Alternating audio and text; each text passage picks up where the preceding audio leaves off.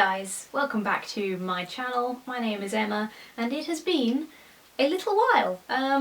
This is kind of awkward. I've not done this for a while either. I've kind of, ever since I got into the kind of walking around vlogging holding a camera, I really prefer that. For some reason sitting down in front of the camera is way more awkward and I have to talk about some awkward things because I'm an awkward person. So I've made myself a cup of tea and I'm just gonna try it. I'm just gonna talk because I think this is a better one to just talk, and then when I'm editing it I'll figure out what bits to cut out. Probably this bit. So it's been a while since I made any videos on this channel, which is a shame because I really enjoy this channel. Actually, I really like the vlogging. A couple of people have actually been kind enough to ask if I'm going to make any more videos and where I've been, which is really kind.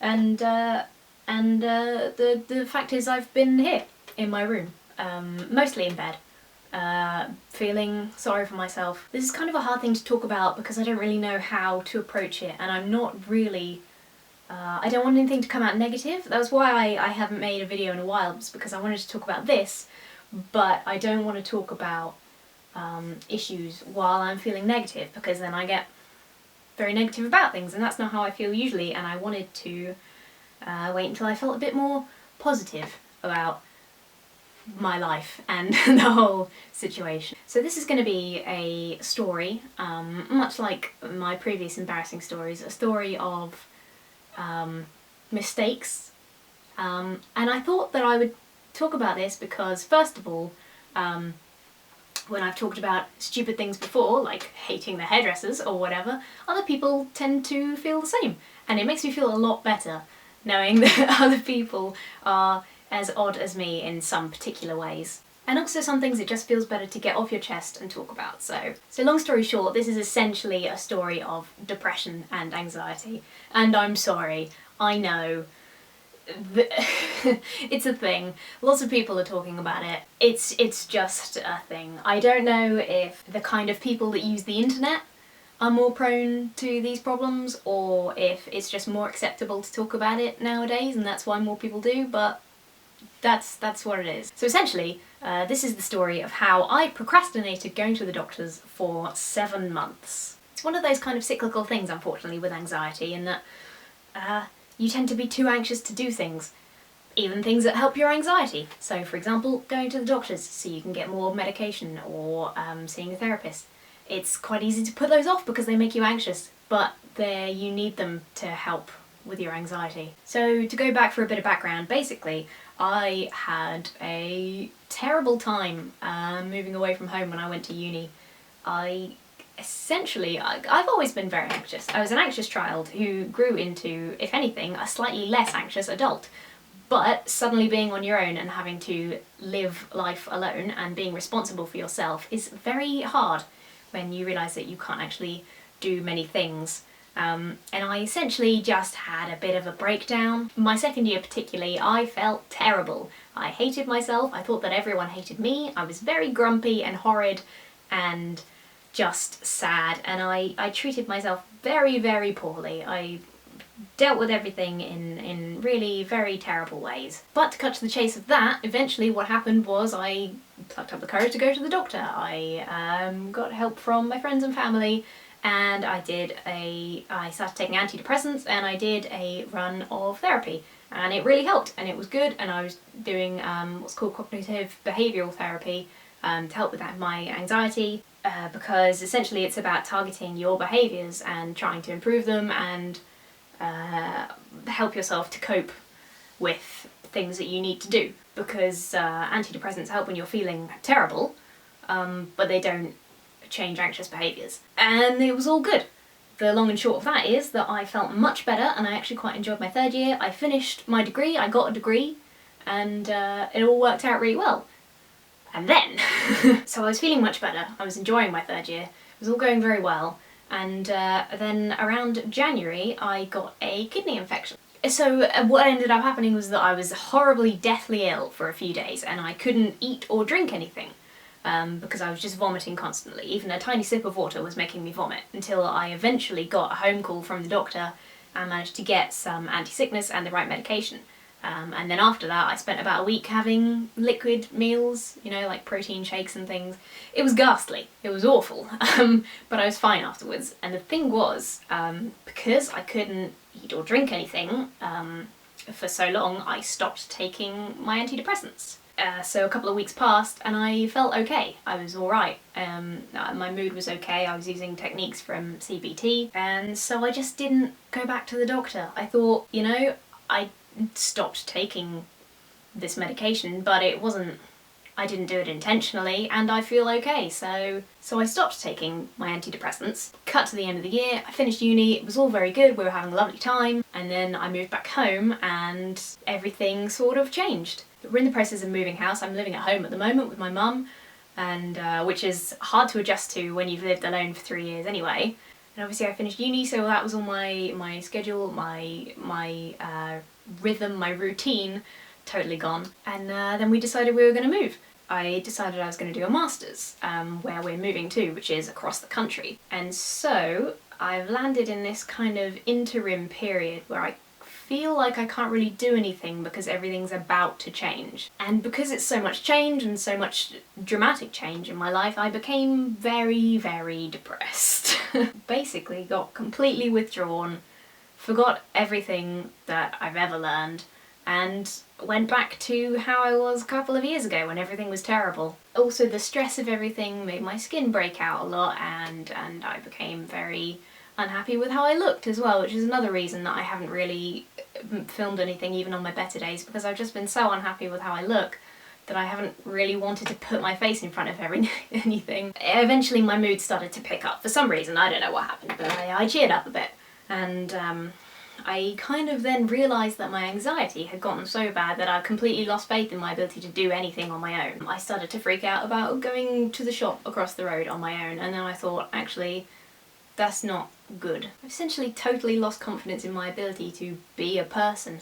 Things like, you know, looking for work, or even everyday things like going to the shops or answering the phone or anything. It's just my capacity to do those things is totally gone because I'm so anxious. I freak out constantly when I have to do things, and that's a shame because I know that I can, because I've been through that before and I know that I'm capable. So I got my shit together eventually, if you'll pardon my language. I got my shit together and I thought, this can't last. So I booked an appointment at the doctor's, and I finally made it to the doctor's yesterday actually. I finally got there, and I wrote down a little list because I had other problems as well, which I will go into in a moment.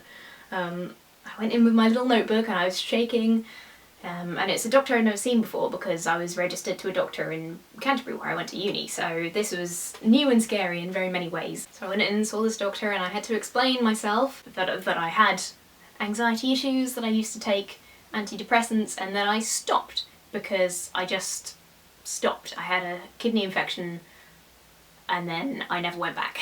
and the woman was kind of looking at me like, She was nice, but nice in a doctor way. You know, they don't really have time to be that nice. So they're nice in a very clinical, get to the point kind of way. But she's, you know, okay.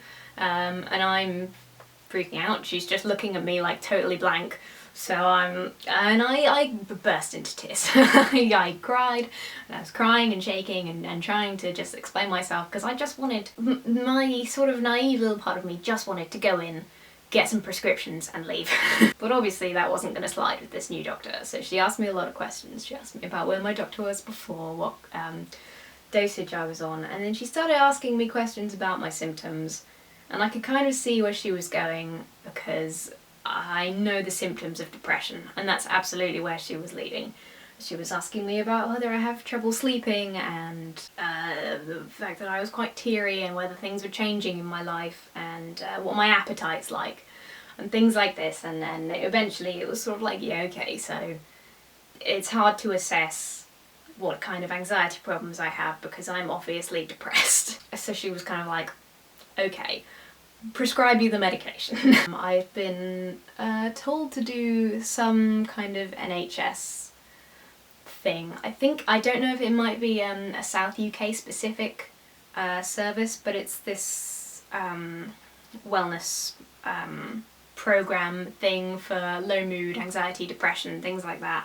And they do Skype therapy and things like that. It's very surreal, but you know, that's what it is. And honestly, my kind of reaction was like, because I've done therapy and it helps, but it's so much effort, and I'm just tired. I'm exhausted, and I feel like I don't have the energy to put all the work in that you have to put in to change your behaviours. Obviously, it's important to do that, and it's helpful, and it's worthwhile, and I will. But it's draining, and I don't want to. But it wouldn't be me if that was it. If there wasn't something else extremely embarrassing going on, then this wouldn't be a story of mine, and we would be done. So, as soon as that was over, I also had to ask her to have a look at my breasts, because around February, I think, probably about a month after I stopped taking my antidepressants, I found a small lump in my breast, which, by the way, is a benign cyst. Almost definitely, that's what it is. It doesn't cause any problems, it doesn't hurt, but it's there, and they generally go away on their own, which is a problem for me because it meant that I managed to put off doing anything about it, because I thought, I'll leave it a month, see if it goes away on its own. If it doesn't, I'll go to the doctor. I didn't. I didn't want to end up seeing my doctor and having to explain that I stopped taking my antidepressants. And so I didn't go for either reason, which is silly and terrible, and don't do it. Basically, everything I did, don't do, apart from going to the doctor and getting help and therapy. Do those, just do them straight away. Don't do them 7 months later. So like it wasn't embarrassing enough that I had just burst into tears and had to explain my entire life story to this random completely straight-faced doctor that I'd never met before, I then had to be like, so she's like, so was there something else? And I'm like, yes, I have a lump. You have to strip off, and for all it's, you know, you can say that they're very professional, they've seen it all before, it's not embarrassing, it is embarrassing. It's always going to be embarrassing to take your clothes off in front of a medical professional and have them rub your boobs. It's awkward, it's uncomfortable, it's always going to be awkward. But I did it, I actually got it done. I actually went and ticked those things off my list, which made me feel a lot better. The gist of where I'm at now is that I'm still in this kind of interim period. We're still between moving, potentially, which could happen at any point. I've just started taking medication again. I should be doing this therapy. I've got to go to the breast clinic in a couple of weeks to get scanned, I think, and then probably what will happen apparently is they might take it out with a needle. Just like a needle in the... which sounds horrible, but I'm sure that's fine. So yeah, the long and short of it is I accidentally procrastinated going to the doctor for quite serious medical problems for about 7 months, and that's not what you do. So that is where I've been. I've been here, being sad, on my own. So in terms of upcoming content, I want to make more videos. I want to keep doing this because it makes me happy and I enjoy it. I can't say that it's going to be constant, because the fact is I'm still going to have a lot of days where I feel like I don't look good enough for the camera, and or you know, when you're sad you don't want to make a video because then you'll look sad and it will be terrible. But I definitely want to do more. I'm actually graduating in a week's time, which is crazy. So that's all going to be very busy. I'm also going to be going to MCM in October with my friends, which will be really nice. It's nice to have something like that to look forward to. We're going to do a Harry Potter cosplay this time actually, so stay tuned for that. And if you have any recommendations for normal videos to make, as in, you know, ordinary videos that aren't me bearing my soul, then let me know, because I'd like to do that. I'd like to do some more normal stuff. So, sorry about the interruption, somebody just rang the door and asked me if mum or dad is home. Which, you know, no. I'm 21. Never mind. It was an old man, he can be forgiven. That is embarrassing.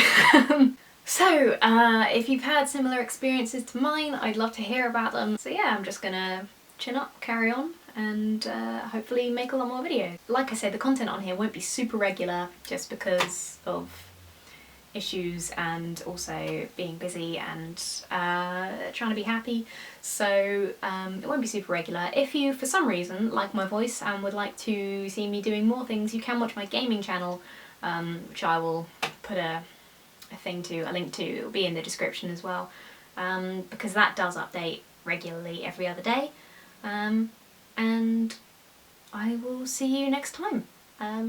Be good to yourself, take your medication, don't put off going to the doctors, and I'll see you later.